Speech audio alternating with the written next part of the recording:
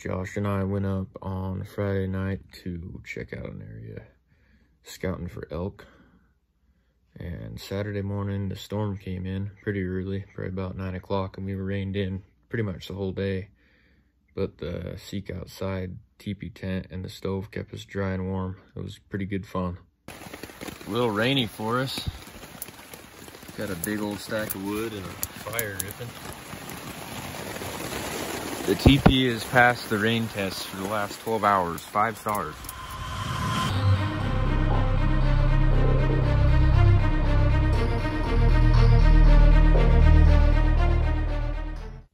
Sunday morning, we woke up, it was a beautiful day.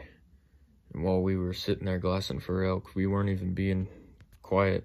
This big old bull moose just walked by. It was about 70 yards away. It was super cool.